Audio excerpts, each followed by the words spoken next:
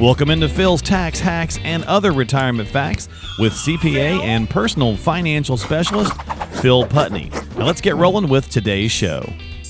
Hey everybody, welcome into another edition of the podcast. We're back on video form. The last 2 weeks we just had a little audio only because Phil was out camping in the sticks.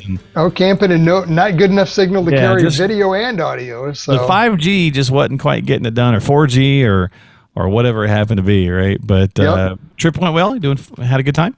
Yeah, great time. It's always good to get away. One of our favorite relaxation vacations. So it's nice. Right next to a lake, so we're down at the beach almost every day that the weather permits, at least. So we're going to talk about retirement customization, I suppose. Maybe that's a good way of phrasing that.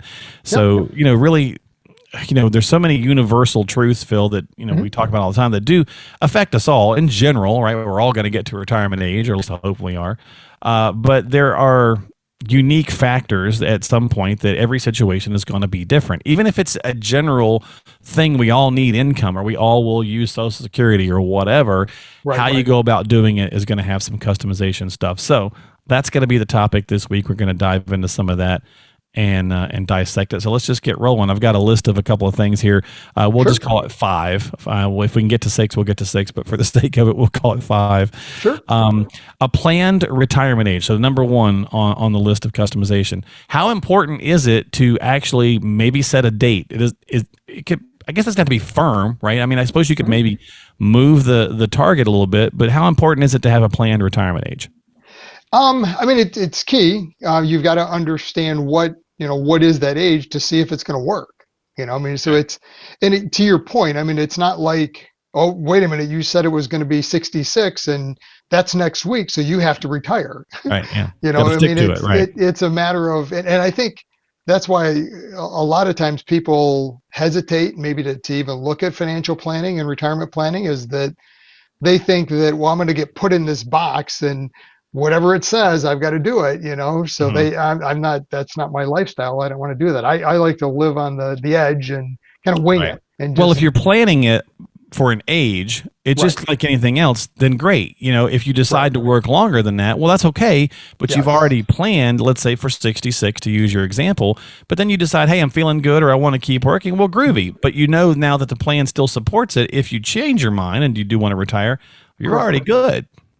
And that's, really, to me, what is retirement? Most people think of retirement as, I'm done, I'm not working anymore. Right. And to me, that's not retirement. That's a version of, but to me, really, retirement is working when and if you want to on your own terms. Right. That having that date to say, okay, at whatever it is, I now can financially support my lifestyle with the savings and the income that we have. Right. So now work becomes an option. It's something that you can maybe not work that corporate career that at this stage of your life you don't enjoy anymore, and you want to go off and do something more fun. Something that's maybe been a passion or an interest of yours that, it's going to generate a little, income, but it is more about maybe the social aspect of it. And to me, so that's, again, having that date, I think, is important to understand. Does it work? And if you do want to keep it, well, then great, keep it. So it's just having it helps kind of maybe as a stepping stone or a launch pad to the rest of the plan, is saying, okay, by the age of 66, I want to have all these, these things in check, so that if I pull the trigger to retire at 66, I can. But if I go to 70, big deal. I'm just now adding to it, or padding the numbers, if you will. And so you mentioned lifestyle, and obviously that, the planning, it helps you fund it, helps you think about it. We've talked about that a lot lately. So I'm going to go to risk tolerance instead, as for the next piece. Because, for example, I was just talking with an advisor a couple of days ago, Phil, and he had a client he's had for a couple of years now, call him recently and say, and freak out and say, hey, I just saw my statement and I've lost a bunch of money and I'm really stressed out. What do we need to do? Do we need to make a change? And he's very confused by this. And he was like, I don't recall why she would have lost a bunch of money. So he went digging, and she lost $200. That was it. Right. So he's like, okay, you only lost $200. I'm not tracking. And she's like, yeah, what are we going to do about this? It's a big deal. So something happened since the last time she'd had a review Right. And it had been, I think he said it had been a year, it's the kind of the So normal it thing. was time. Yep. Yep. Yeah, and something had happened where her risk tolerance now was off the charts. She Right. couldn't even handle losing $200. It was stressing her out. So that's a huge piece of the customization, and it's gonna be a moving target, is it not? Through retirement. It is, and that's again, it's one of those things that you had mentioned, kind of the rules of thumb in the beginning of concepts around retirement, risk tolerance. I mean, the general concept is I retire, oh, I've got to be more conservative, Right.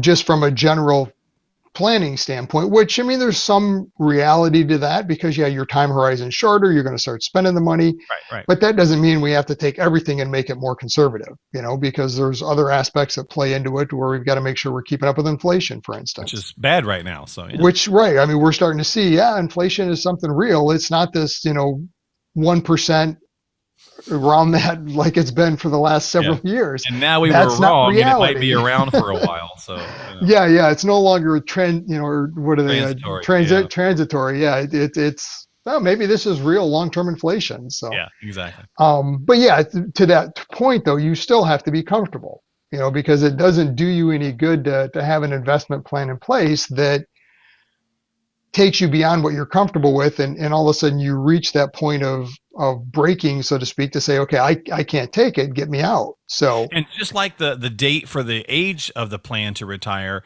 your risk tolerance to start on is not, again, fixed in stone. And so No. you might say, well, then why even have a plan if all this stuff has a moving target to it? Well, because again, it's a structure, right? If you're Right. competing in a sport or whatever, you've got a game plan, to, a coaching plan or whatever, but they're still moving targets. So you're going to see your coach adjust. If you're watching the NFL or NBA or whatever, and the team starts to get behind, the coach is going to maybe scrap some of the ideas they initially started with and go to another set of ideas. And this Right. is the same thing in that customization of a retirement plan. Okay, Yep. her risk tolerance changed, so let's make some adjustments.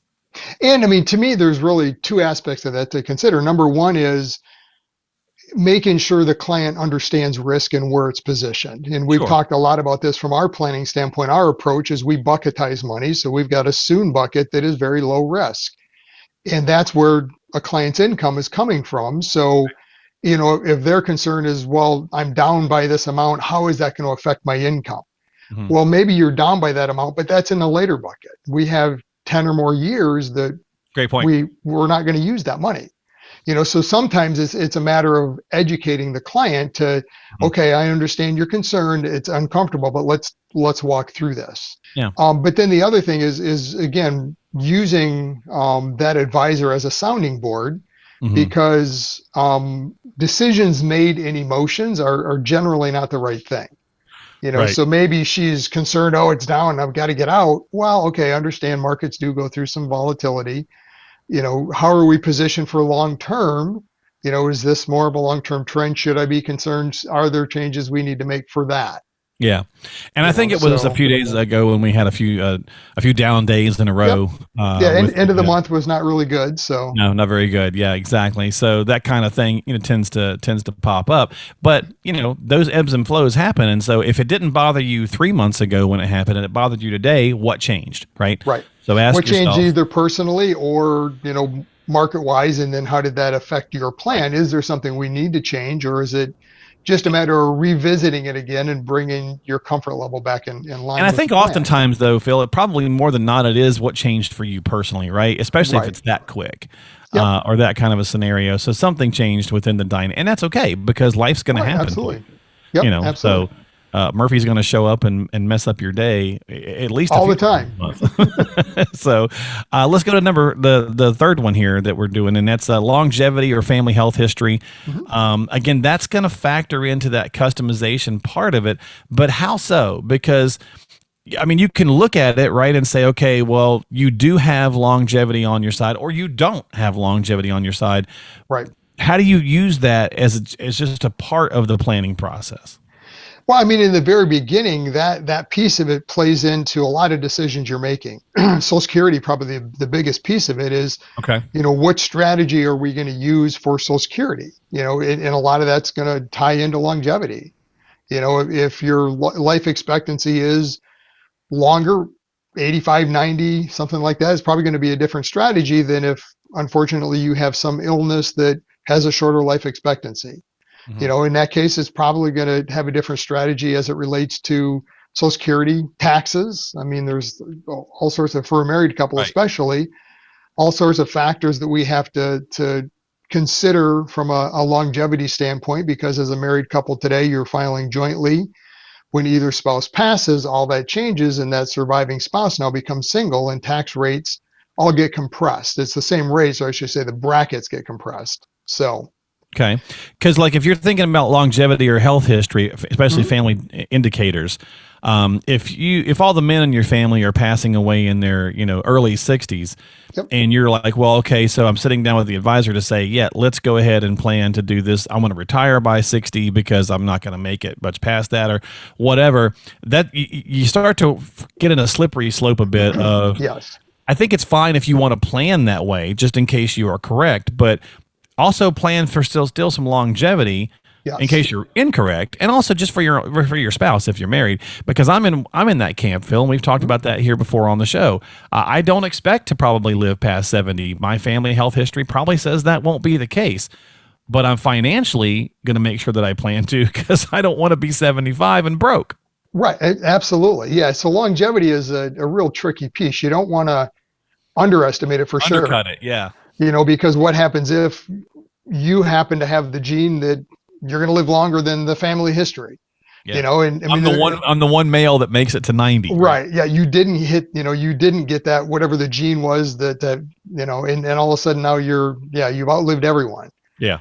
So what's that look like?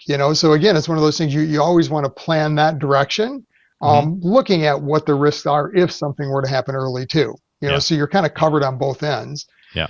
On the flip side of that though is, I mean, you can plan for too long of a longevity. I mean, some advisors plan to, we're going to live to 100, which I'm not saying let's not do that. I'm just saying something to consider, right? So is it going to happen? It absolutely can. There's a lot. Good, sure. The demographic of the centurions, those living to age 100 or beyond, is the fastest growing demographic today. So there's more and more people making it there.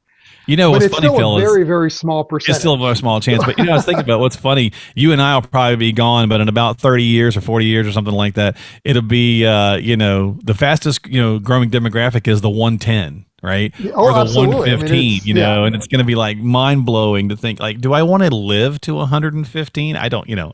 Yeah. Yes. The longevity is really tricky because it's one of those things that it can cause problems on both ends, right? If you plan too short and you live beyond it, that's not a good scenario because I ran out of money. Now what?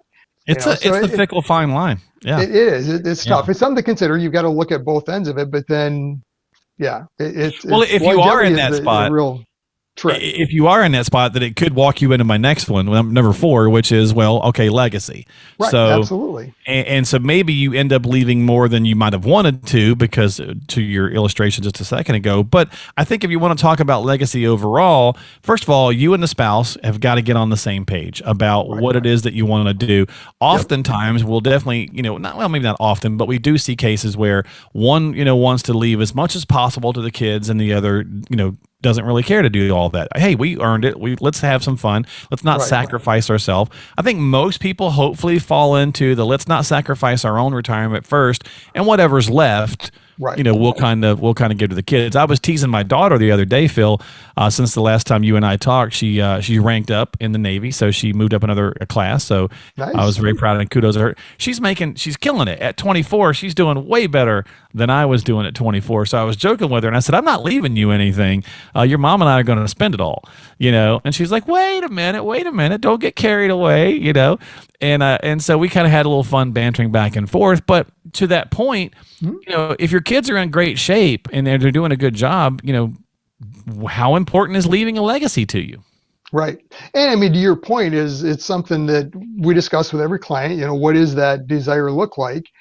And sometimes it's the first time a married couple, they've talked about it. And a lot of times one spouse avoided is like, it. Yeah. I want to leave, I got to leave the kids something, because my parents left me something, or because they didn't, and I don't want to, be in that scenario. So I want to make sure. And the other spouse is like, are you kidding me? I'm going to leave my credit card bill, man. I'm spending it all. There's going to be nothing left. That's awesome. I'm going to leave him I got to remember that one. I'm going to tell her I'm leaving you a credit card bill. That's So good. it's something to consider, but Yeah. to your point, exactly. I mean, most of the clients that I work with are in that point to, hey, if there's something left, great, but I'm not shortchanging my retirement Yeah. so that there's something there, I feel like most of but us should be there. I feel like I think that's a healthy place, yeah. I think for most people to be in. I think that's a good, healthy spot Mhm. to kind of settle on as a couple and say, look, whatever's left, then we give Yep. it to them, right? Yep. And again, if you do specifically want to leave a legacy, make sure your advisor understands that, because Oh, for there's sure. there's ways then that we can build that into a plan to either absolutely make sure it's going to happen. Typically through life insurance is probably the Right. best vehicle, And because be that's a efficient about it. guarantee. Yeah. And be efficient and kind of carve that piece off to say, okay, well, here we've got that covered. So Right. this is what's left for you guys to spend. And interestingly enough, sometimes when you start walking through that process, you start to realize, well, wait a minute. For me to leave that, I only get to spend this. Well, forget it. Okay. That's not what Okay. I want. Fair Which point. again, Yeah. it's education, it's understanding, and run the numbers. All right. I mean, we Yeah. talk about it all the time. You've got to do the math, run the numbers Wait, to see what does it look like. I'm leaving them 1 million and I'm only spending like 400,000. Whoa, pump the Yeah. brakes, right? Yeah. Yeah. Like, let's change this. Yeah. I have that discussion a lot with clients where we're running through the numbers and we're looking at it and they're like, what's that number down there? How much do I have? I'm not leaving that. What can we do to change that? Right. And there's nothing wrong with that, right? So don't No. beat yourself up because it's, you earned it, man. Have fun with it and do Yep. whatever it is that you want to do. And maybe you want to break that up. And, I mean, there's just so many ways to kind of look at that whole legacy piece that I think it's, again, you got to come at it, all of this from a good, healthy spot. And Right. that really ties us into that last one. And then we'll wrap it up. And it's just really, you mentioned it earlier, feelings and emotions, typically not our best friend when it comes to making financial decisions. And if we don't get ourselves into a good, healthy spot with that, then that's where we want kind of walk into, making bad choices or bad scenarios and so on and Right. so forth. And that sounding board that is an advisor, call it cliche all you want, but it's true because if you're just working with like a broker or somebody's just kind of handling just your buying and selling or whatever, you can't really call them up and tell, like the story I was just sharing with you. I couldn't call you up and say, hey, Phil, you know what, the kid's killing it. She's going to be a career, military person. Yep. I want to pare down the legacy because Kim and I want to do some other things or whatever, Sure. right? That's the relationship that you get when you have that team, basically, whether it's an individual or a big firm, either way, find the fit that's for you so that you Yep. get the relationship that you need. Yeah, and that's the key with a financial advisor. I mean, if you're truly working with an advisor, they should have put a plan together, and they can help you walk through some of these decisions versus a broker or somebody that's just doing the investments. They're not looking at Here's the anything form except cookie for cutter thing. Boom. right, 4% a year, or whatever the number is that they're using, that kind of a concept, not really doing a full long-term plan. Mhm. And something that's nimble and can change along the way. I mean, I worked with a client the other day, came in and said, he's a car buff and this great opportunity come up. He's always wanted this Porsche 911 and Oh, unbelievable deal came up to buy one. Yeah. Where can I get 40 grand? Does that work? And yeah, sure. so, Absolutely. Here's where was it's a part at. of the plan, right? So We you weren't- have no, we to never- massage it. Yeah. Yep. We never talked about it in the beginning, but in their case, they did have enough and we could work the numbers. So he's like, great, let's do it. I said, okay, well, hold on. It's going to take a couple of days to create the cash. We can have the money in your account by Friday, probably, but Right. but to your point, I mean, it's something that he was able to talk through it with me to know, okay, we're not going to destroy the plan. This isn't money you planned on living on next year. Right. We didn't plan on it, but the flexibility's there. Yeah, let's do it. We can do that. So if you call up the robo advisor, well, it's just where are you taking the money from? Yes or no? Right. They're going to say, oh, yeah, you want 40? I can get you 40. Yeah. But they're not going to tell you long term, well, what's the effect on my plan? Right. Well, by the way, taking the 40 might, cause you a problem, in 6 years or whatever. And maybe it won't, but you're not going to get that feedback. Right. Or that Yours, longevity we talked about. Well, yeah, we had you running out at 90, but now it's only going to be 85. So we got to look at, Yeah, great point. Yeah, that's probably a lot of times where it happens, right? If you pull out for some toys or whatever the case is, and you didn't really plan it through very well, or look at the right strategy to do that, maybe it affects you on the back end, and maybe you have time to fix it, but maybe you don't. So yeah, and that's really emotions and money. There, I see kind of two extremes in retirement. The first is the client that as they get to retirement, they're just reluctant to spend the money. You know, because they've never spent it. You've done nothing but save all your life, and it's a mind shift. It takes a while to get into it. Yeah, and we've definitely done podcasts on those, folks. So definitely go back and check some of those if you haven't subscribed to us. Definitely feel free to do so, because customization is king in a lot of things in life. It certainly is the case here. Phil's word was nimble. I like that. That's a good way to think about it. You can have a plan. And a plan means a strategy. And sometimes people, I think of a plan as this rigid box, but you really want a good, nimble plan. I like that word. And that way it allows you to ebb and flow. So maybe you set the retirement date at 72, but you need to move it up to 70. You make the adjustments accordingly. Or you set it for 66, but you feel great and you want to work to 75. Whatever. That's being nimble, right? So all of that kind of stuff factors in, and that's why working with an advisor is, just really kind of helps you get all that stuff in place. So hopefully you learned something new. Hopefully you picked up a useful nugget or two. If you did, great. Then feel free to subscribe to the show on Apple, Google, Spotify. Can't talk today. YouTube, whatever platform you like to use. You can find it all at philstaxhacks.com.